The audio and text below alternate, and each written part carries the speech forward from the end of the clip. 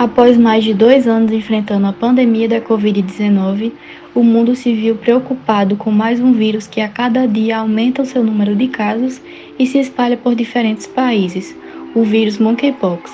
A doença, que é comumente conhecida e chamada por varíola dos macacos, é uma zoonose viral. A zoonose, ela é uma doença que é transmitida entre os seres humanos e os animais, né? Essa seria a definição básica para a gente entender o conceito. Só que a zoonose propriamente dita, ela é uma doença ou até mesmo uma infecção. Não necessariamente o indivíduo ele vai apresentar um quadro de doença, um quadro sintomático, e ela ocorre de uma forma natural. A sua transmissão não pode ser considerada de forma laboratorial entre os seres humanos e os animais vertebrados e vice-versa.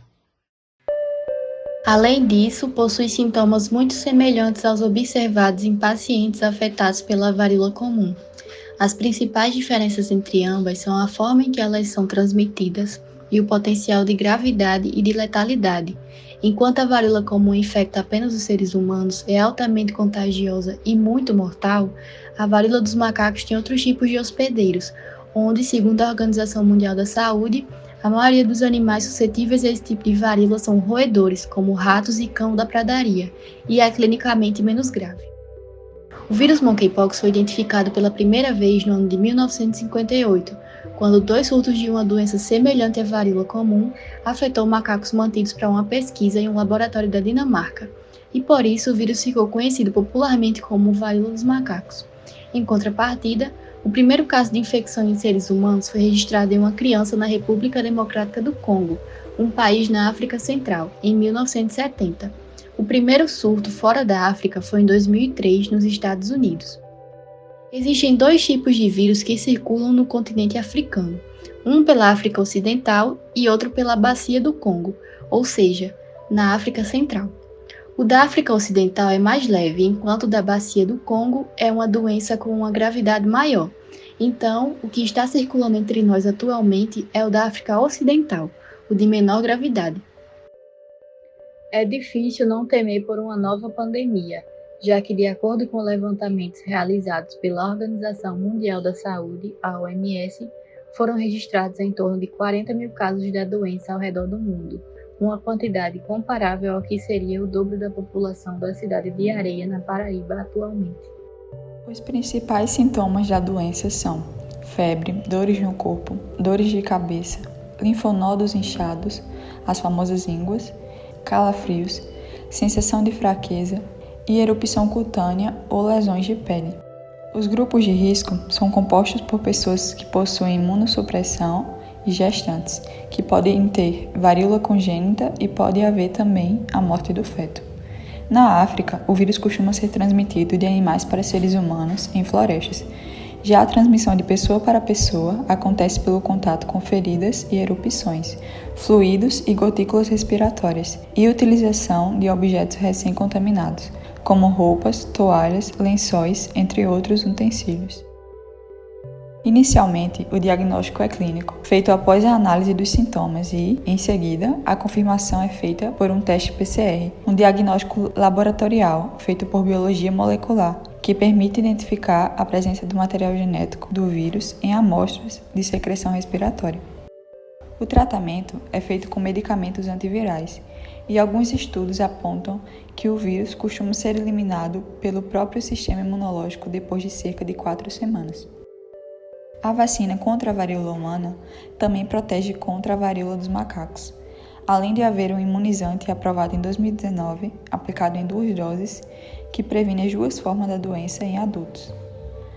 A nível de informação e curiosidade, o primeiro caso de infecção em pets aconteceu em um galgo 12 dias depois que os seus tutores foram diagnosticados com a varíola dos macacos. Pesquisadores coletaram amostras de um dos homens e do cachorro para fazer um sequenciamento genético e descobriram que os vírus eram idênticos, confirmando que o ser humano consegue transmitir o vírus para os animais. Dentro de uma clínica ou de um hospital, para a gente poder tratar animais que apresentam doenças com alta transmissibilidade, a gente primeiro precisa fazer a identificação do agente. Todo tratamento vai depender do que está causando aquela doença. Então a gente tem que saber se é uma bactéria, se é um fungo, se é um vírus, protozoário, se é uma rickettsia. E então, a partir daí, a gente vai direcionar o melhor protocolo terapêutico existente naquele momento para tratar a doença. Mas nesses casos de doenças altamente transmissíveis, o que se preconiza é: primeiro, o animal precisa ficar em um ambiente isolado de outros animais saudáveis, né? De forma alguma, animais saudáveis devem passar por aquele local ou ter contato com aquele animal. Qualquer ser humano que vá manejar esse animal precisa estar com os equipamentos de proteção individuais adequados, seja luva, seja máscara. Todo o material que for utilizado para tratamento e para o manejo desse animal deve ser devidamente descartável e em seguida deve ser feita uma desinfecção do ambiente diariamente. Atualmente, o Centro de Controle de Prevenção de Doenças dos Estados Unidos afirma que a doença pode afetar esquilos, marmotas, chinchilas, ratos de bolsa de M, cachorros, porcos-espinhos, musaranhos e macacos. Além desses animais, também são prováveis as infecções em camundongos e coelhos. Entretanto, não existe confirmação da propagação da doença em porquinhos da Índia, bovinos, ovinos, suínos e raposas, por exemplo. O que faz com que esse vírus consiga atingir tantas espécies assim é a sua facilidade de circulação, ao contrário de alguns outros patógenos. É um equívoco muito grande chamar a doença de varíola dos macacos, porque com o aumento dos casos da varíola, provocou uma onda equivocada de casos de ataques contra esses animais, de apedrejamento, de perseguição e inclusive de envenenamento, casos estes que foram registrados em todo o país. E vale ressaltar que durante a época em que foram registrados os casos de febre amarela, também houveram situações de agressões contra os macacos.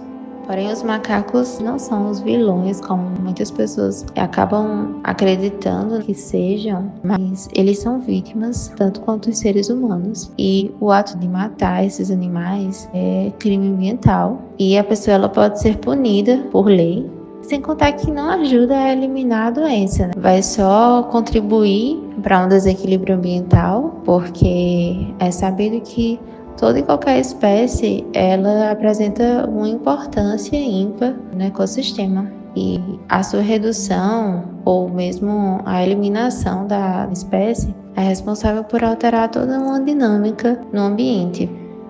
Segundo o Ministério do Meio Ambiente, o Brasil ele abriga mais de 20% da variedade de espécies do planeta e, por essa razão, ele está entre os 17 países com a maior diversidade do mundo. Com base nisso, informações que são contidas no site do Centro de Estudos Estratégicos da Fiocruz afirmam que uma alta biodiversidade promove a diluição e o confinamento de potenciais patógenos no ambiente natural, e ao passo que a perda da biodiversidade e o deslocamento da mesma permite que patógenos se modifiquem em busca de novos hospedeiros. Diante disto, é possível perceber a importância da tentativa de conscientizar a população e também a preservação da natureza e dos animais para que não haja um desequilíbrio ambiental futuramente. Os profissionais da área da medicina veterinária, em especial da área de zoonoses, eles enfrentam desafios diários. Inclusive, alguns dados da Organização Mundial da Saúde Animal, OIE, eles mostram que 75% das doenças humanas emergentes do último século, elas são zoonoses. E, para contextualizar o papel do médico veterinário na saúde pública, é de grande importância enfatizar que, além de ser responsável pela saúde do animal em si, os mesmos eles também podem atuar na fiscalização e na higiene de alimentos de origem animal, assim como diretamente com a população nos programas de zoonose existentes. Vale salientar também que o diagnóstico A conscientização e o controle de zoonoses se destaca como uma das principais funções que o médico veterinário tem quando se trata de saúde pública. A conscientização sobre as zoonoses, a partir do médico veterinário e também sobre os cuidados que devem ser tomados, deve ser levado em consideração a partir do momento que nós somos agora considerados como os profissionais de saúde, né? Não apenas profissionais de ciências agrárias. Então, a primeira forma de se conscientizar a população é aquele médico que está ali diretamente na clínica atendendo os pets dos tutores, né? Aquele momento não deve ser único e exclusivamente para tratar e diagnosticar apenas uma doença. Também é um momento de educação onde você tira algumas dúvidas e esclarece alguns mitos aos tutores. Outra forma de ajudar na conscientização sobre as zoonoses é os médicos veterinários se inserirem diretamente nas unidades de saúde, nas equipes multidisciplinares que trabalham com a população, para que possam avaliar a real situação de cada comunidade e também levar informações que às vezes as pessoas não têm. O aumento do contato entre os seres humanos e os animais silvestres ocorridos nos últimos anos em decorrência dos processos sociais ressaltou na disseminação de agentes infecciosos e parasitários para novos hospedeiros, ressaltando mais uma vez a importância da atuação do médico veterinário no combate contra o vírus monkeypox. A questão de desmatamento, não só o desmatamento, né? Hoje em dia um dos principais fatores para um aumento da transmissão dos patógenos é o desmatamento, o aumento do turismo, o crescimento das cidades urbanas. Isso predispõe um maior contato da população com a fauna silvestre. Uma vez que você tem uma área que naturalmente se via como habitat de algumas populações, de alguns indivíduos, quando você tem um desmatamento, naturalmente esses animais que estavam naquela área vão ter que se deslocar para outros locais. Quando as cidades são os ambientes mais próximos, esses animais eles vão diretamente para elas. E isso aumenta o contato dos seres humanos com esses animais. A partir daí, há uma maior probabilidade da transmissão dos agentes. E principalmente agentes que antes não tinham no ambiente urbano, eles podem se proliferar e podem encontrar situações favoráveis para sua disseminação.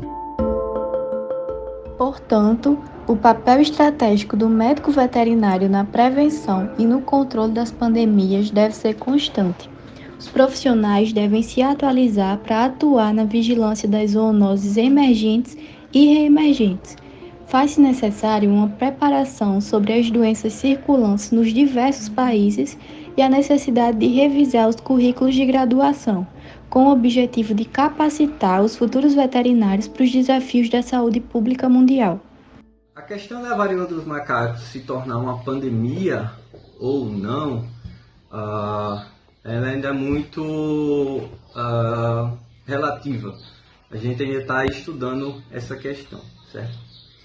Para uma doença ela se tornar pandêmica, ela precisa atender a 2 critérios. Tá? Primeiro critério, ela tem que estar acontecendo globalmente, que realmente a gente viu que a varíola dos macacos atende a esse quesito. Né? Outro quesito é ela ser classificada como uma epidemia, ou seja, está acontecendo em várias regiões diferentes ao mesmo tempo, com número de casos além do esperado, e atualmente ela só é considerada como um surto, porque nós tivemos picos da doença em alguns locais. Entretanto, ela não aconteceu em todos os continentes do mundo e em alguns locais esse número de casos estão reduzindo. Então, talvez ela tenha a capacidade de se tornar uma pandemia. Entretanto, a gente acredita que não vai chegar a esse ponto, uma vez que ela acontece especificamente em uma região e ela precisa de alguns agentes para serem tratados como transmissores. E o mais importante de tudo, para elas chegar a atingir um potencial de pandemia, é preciso que as pessoas de uma comunidade se infectem em massa, simultaneamente, que é o que a gente está vendo que não aconteceu. Por fim, a infecção ainda é algo a ser muito estudada e merece também muita atenção de pesquisadores e de cientistas. Por isso, é importante a propagação de informações e o monitoramento de casos confirmados.